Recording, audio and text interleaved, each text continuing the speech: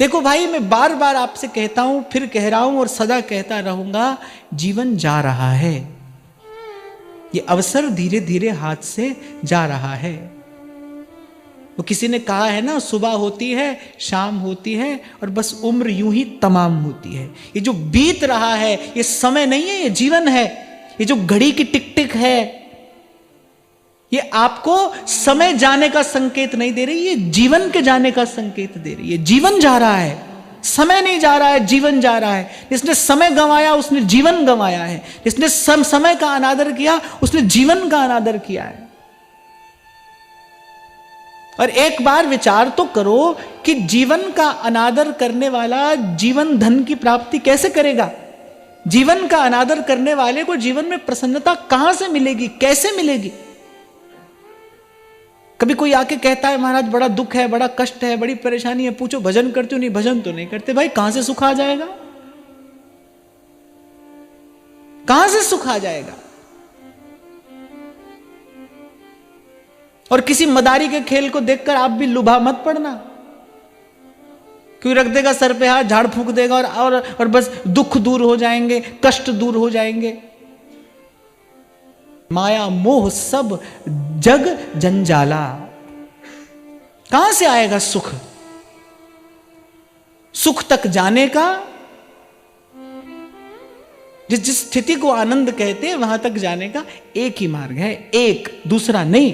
कहने को भले कोई कहता रहे भाई सब रास्ते भगवान के ही हैं, भगवान तक जाते हैं, झूठी बात ना।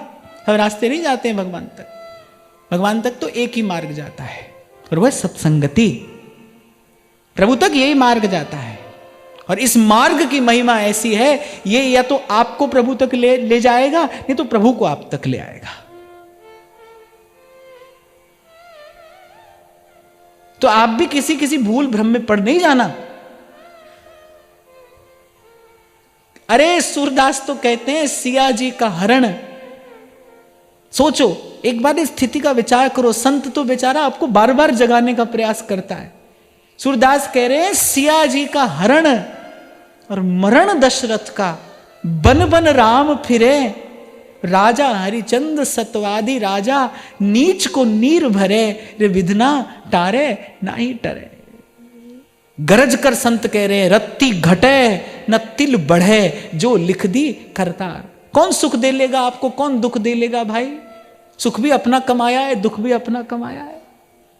किसी के दिए लिए सुख दुख होता नहीं होता तो मेरे गोस्वामी जी क्यों लिखते, कौना काहू सुख दुख करी दाता, निज कृत कर्म भोग सब भ्राता।